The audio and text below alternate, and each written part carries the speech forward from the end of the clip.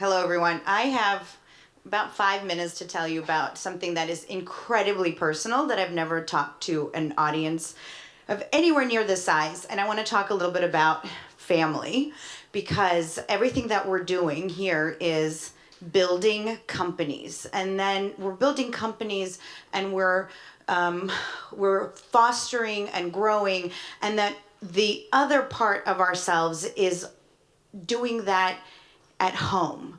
And I think we as women and the folks in the room who are the supporters of all of us are here to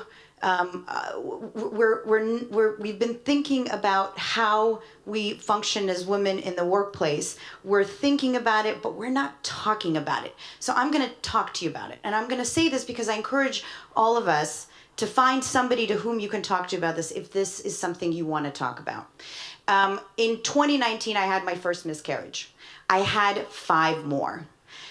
The 5th one, I found out I was had the miscarriage, and I had a closing that afternoon.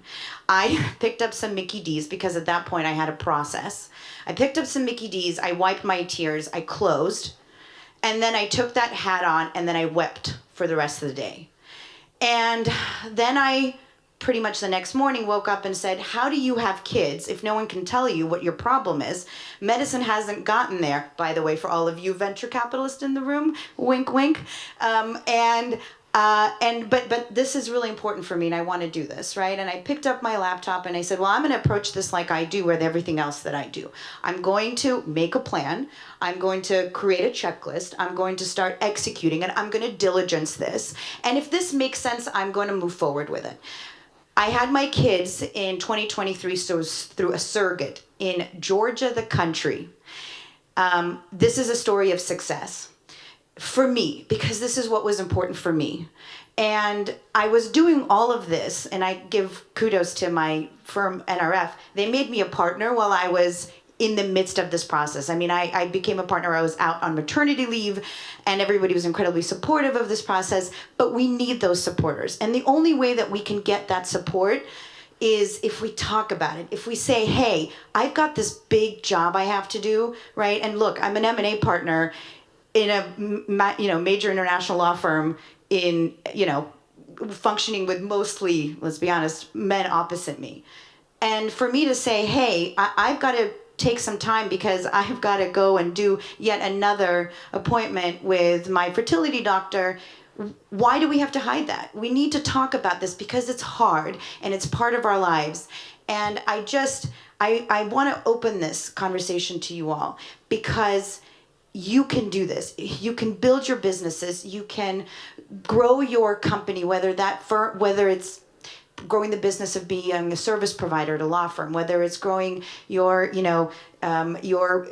beauty products company, whether it's growing your venture, your fund, whatever it is, you can do this and still accomplish your personal goals.